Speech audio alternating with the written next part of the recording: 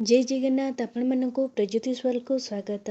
बैशाख मासर शुक्ल पक्षर तृतीया तिथि को आम अक्षय तृतीया कही था। 2025 वर्ष 30 एप्रिल दिन आमर अक्षय तृतीया पड़ी। संस्कृत रे अक्षर अर्थ हूँ क्षय हो न अर्थात अनंत शाश्वत। तो आपण यही दिन जहाँ भी माने पूजा कले कि तप ध्यान कि आपण दान कर तार फल सबुबले अक्षय हो रही थाए, तार फल केबे भी क्षय हो न थाए। यही दिन माने यही दिनटी को समृद्धि आ सौभाग्यर प्रतीक बोली माने ग्रहण करा जाइछि।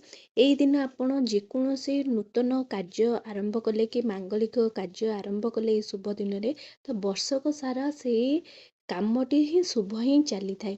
एही दिन सुना रूपा यही सबू माने मूल्यवान धातु किणिबार प्रथा रही आछि, जहा द्वारा कह जाए जे यही सबू सुना कि चांदी किणिले आमर परिवारर सुख समृद्धि सब वृद्धि होता है।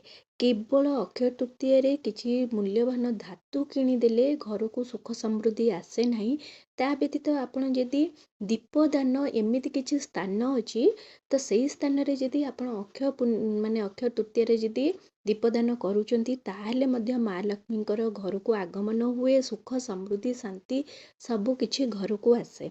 कौन से स्थान चलतु जानिबा। देखु दीपदान हूँ गोटे महान दान।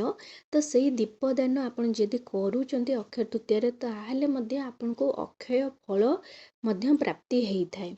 प्रथम हूँ घरर मुख्य माने द्वार बंधरे कि घरर मुख्य द्वार रे। तो अक्षय तृतीय जिते संध्या आपन देबे तो संध्या समय घरर मुख्य द्वार रे माटीर गोटे दीपरे घीय दीप ठीक अच्छे माटीर गोटे दीप नेबे से सलिता देबे। घीयर दीप जदि आपण लगौचंती दीपदान घर दुआर मुहरे करचंती ताहले माँ लक्ष्मीकर आगमन हुंती। माँ लक्ष्मी सेई घरे विराजमान हुंती, घर को धनर आगमन आसी थाए। द्वितीय हूँ घरर आपण घरर माने टोटाल आपण गोटे घर अच्छी से घरर सबुबले उत्तर दिगरे को घरर उत्तर दिगरे कौन पाई कह जाउछि जे घरर माने उत्तर दिग होउछि देवतांकर स्थान। विशेष करी माँ लक्ष्मी आ देवता कुबेरंकर स्थान होउछि उत्तर दिग। तेणु आपण घरर उत्तर दिगरे जदि गोटे माटीर दीप आपण दीपदान कले ताहले कौन हुए घरे धन वैभव सुख शांति मध्य प्राप्त हुए। सेई धन सबुबले फलित होइकरी रही थाए। तृतीय हूँ आपण घरर रोसई घरे।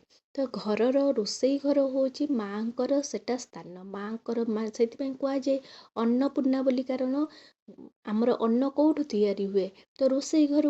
तो तेणुक माँ को अन्नपूर्णा कह जाए। तो कि आमर घर रोसई घर हूँ माँकर स्थान। तेणु आपण जदि अक्षय तृतीया दिन संध्या समय गोटे दीप दान करचंती ताहले मध्य माँकर आशीर्वाद रही थाए। ता व्यतीत आपण जदि सही स्थान रे माने दीपटे जालुचंती विशेष करी रोसई घरे आपण जे देखिथिबे जे रोसई घरे विशेष करी पितृपुरुषंक नाँ रे सबु जेतेले बाहागर हैला कि कौनसी पूजा पर्व हैला तो रोसई घरे खाइबा रखा जाए, सेठी दीपटे दिया जाए। कौन पे कारण सेटा पितृपुरुषंक नाम रे मध्य दिया जाए।